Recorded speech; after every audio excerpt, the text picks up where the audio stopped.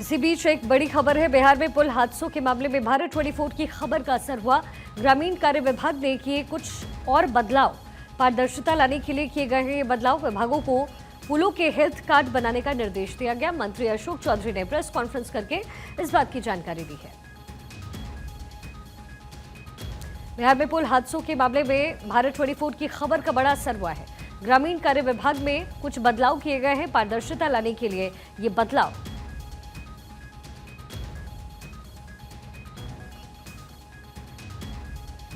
बिहार में ताश के पत्तों की तरह गिरते हुए पुलों को तमाम तस्वीरें इसकी आपने देखी, आपकी नजरों के सामने हमने रखी। एक के बाद एक जल समाधि लेते हुए पुलों की हालत देख मन में ये डर भी समा गया है कि कोई भी पुल कभी भी धराशायी हो सकता है।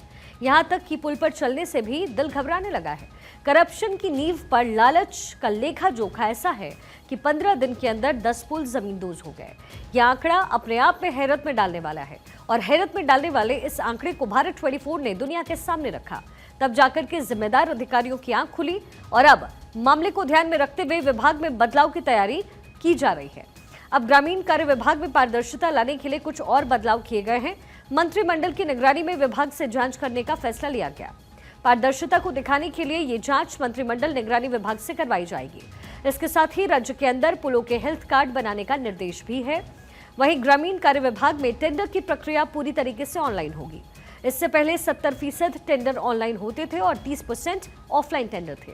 और ग्रामीण कार्य विभाग अपने रिटायर्ड इंजीनियर्स को आउटसोर्स के माध्यम से रखेगी। वहीं इसके साथ ही ग्रामीण कार्य विभाग के मंत्री अशोक चौधरी ने एक प्रेस कॉन्फ्रेंस की, जिसमें उन्होंने इस तरह की तमाम जानकारियां भी दी है। हमारे यहाँ अब तक जो ऑनलाइन प्रोसेस थे वो 75% ही लागू थे, 30% वो ऑफलाइन ही था। तो उस ऑफलाइन से ऑपरेट करने में लोगों को कहीं ना कहीं निचले स्तर में उसको मौका मिलता था और उससे हमारे यहाँ केसेस जो है, प्रोसेस ऑफ टेंडर डिस्पोजल जो है वो बहुत प्रोलॉन्ग हो जाता था। तो इससे लिए माननीय एसीएस ने अपने जो टेक्निकल टीम के साथ बैठक करके उसको भी उन्होंने क्लियर किया कि नहीं, हम पूरी तरह से 100% इसको हम ऑनलाइन करेंगे। तो इससे है कि डिस्पोजल ऑफ टेंडर्स पास हो गए।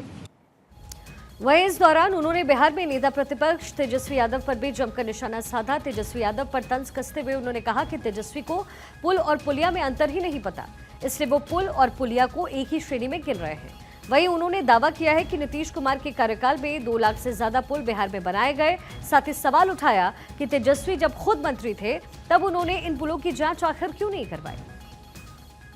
माननीय नेता प्रतिपक्ष को शायद पुल और पुलिया के बीच में उनको ज्ञान नहीं है, इसलिए हर चीज़ को वो पुल ही मानते हैं।